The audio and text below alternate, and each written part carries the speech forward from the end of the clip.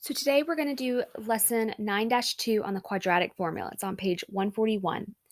We're going to look at how to derive the quadratic formula, but that is not a standard that we need to cover. So I have it crossed out. I'll just show you how to derive it quickly. But today we're more going to focus on solving a quadratic using a quadratic formula. So you probably remember the quadratic formula back from Algebra 1. Here's the formula right here. We can use it on any quadratic. And remember, a quadratic is a expression or an equation with an x raised to the power of 2. If you have an x raised to the power of 3 or 4 or anything larger than 2, you cannot use this equation. It's only for quadratics. So let's look at how that formula came about, how you derive it. So down here, I already have it written out, but basically you take a quadratic and you complete the square. So if we move the constant over, divide everything by the leading coefficient, do that, divide by 2, square it, add to both sides, we get a perfect square trinomial. If we do all of those completing the square steps and get common denominators, there's a lot of steps involved with it, but it will eventually give us this quadratic formula. So the quadratic formula is really just completing the square, but in a formula, so it's easy for us to plug in. So let's look at an example of this on the next page, where we're going to complete the square and use the quadratic formula to make sure and verify that our answer is correct. So let's start with completing the square. So first thing you have to do is divide everything by that leading coefficient. So our leading coefficient in this case is a 2. So everything will get divided by 2, even that's 0, but that doesn't really matter, we get 2. So we now have x squared minus 5 over 2x plus 3 over 2 equals 0. You could change this to decimals, but I'm just going to leave them as fractions throughout this whole problem. Now we need to move over the constant. So that constant of 3 over 2 needs to get moved to the other side by inverse operations. So we now have x squared minus 5 over 2x equals negative 3 over 2. Now you can do the steps of completing the square. It's where you take that b value, the number with the x, you divide it by 2, and then you square whatever you get. You did more practice with that last week. So we're going to take that negative 5 over 2. So I'm going to do this over here on the side. So we'll take the negative 5 over 2. We're going to divide it by 2, and then we're squaring it. You can do all of this on your calculator, and the fraction that you will get would be 25 over 16. So that's the number that gets added to both sides of our equation. So you can see that 25 over 16 gets added to both sides. So everything in blue was before I did divide by 2 and square it. Everything in red is where we add it to both sides. Notice you do have to do it on both sides. It's like a balance scale. What you do on one side, you must do to the other. When you do these steps of dividing by 2 and squaring it, you should always get a positive number. If you get a negative number, you've done something incorrectly, because anytime you square a value, it will always be positive. So now back to the problem. On the left side, the reason we did completing the square is so we get a perfect square trinomial. So we get x minus 5 over 4 quantity squared equals, when you combine these like terms, you do get 1 over 16.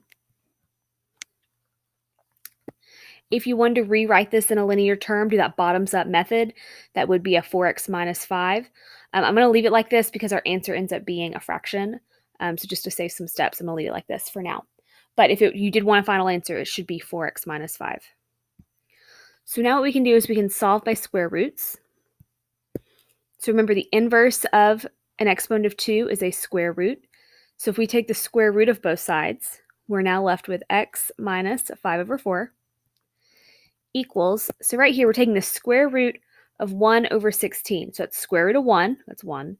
Square root of 16 is what? It's 4. So our answer is 1 over 4. But remember, whenever you take square roots, we put a plus and a minus, plus minus. So now if we solve for x, we will just need to add that 5 over 4 over. So x equals 5 over 4 plus or minus 1 over 4. So there are two values here. There's 5 over 4 plus 1 over 4, and there's 5 over 4 minus 1 over 4. So those are two values. So we can find those. Just type them quickly into your calculator, and you will get two answers. You will get that x equals, when you do 5 over 4 plus 1 over 4, that would be a 6 over 4, or that simplifies to 3 over 2. That's one x value. Okay, the other x value, when you do 5 over 4 minus 1 over 4, 5 minus 1 is 4, so that's 4 over 4, or just 1. So I got these by just adding and subtracting fractions. You can do it either mental math, because these are common denominators, or you can just type it in your calculator.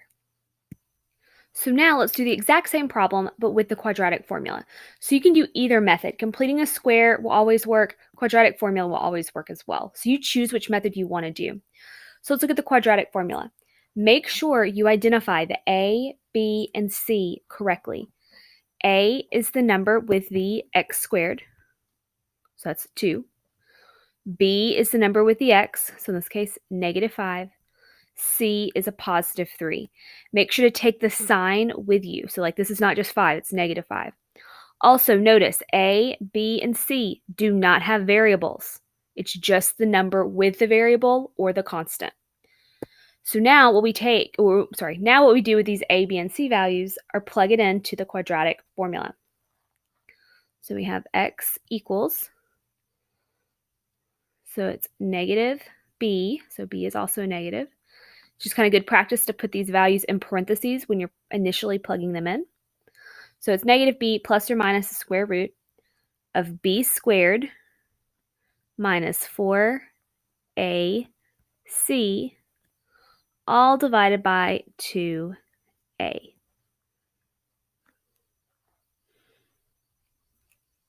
So now let's simplify parts of the quadratic formula. Always look at what's underneath that square root. So right here, I have it circled in blue. Simplify that first.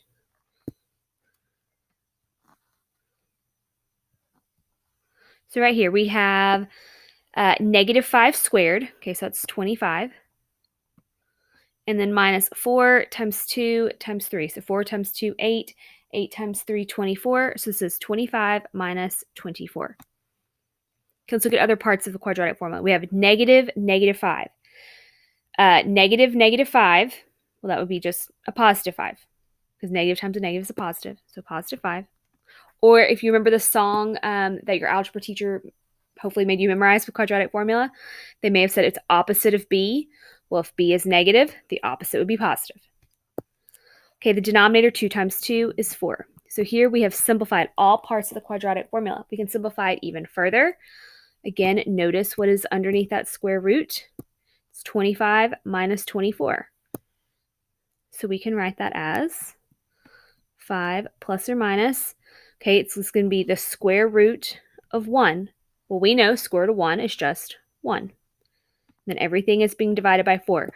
Notice everything is being divided by that denominator, not just this part of the square root. Sometimes I see students that don't draw that horizontal line for the division. It goes all the way across. So notice we have two answers. We have 5 over 4 plus or minus 1 over 4. It's the exact same thing that we had over here with completing the square. So again, we get x equals 6 over 4, which again is 3 over 2. And we get x equals 4 over 4, which is just 1. So those are our two x values. So we did that by completing the square, and now we've also shown it through the quadratic formula. Both methods will work. We can always check our answers by plugging both of these back into the original quadratic. So now that we've reviewed completing the square, you've seen an example of quadratic formula, you're going to get to practice on your own.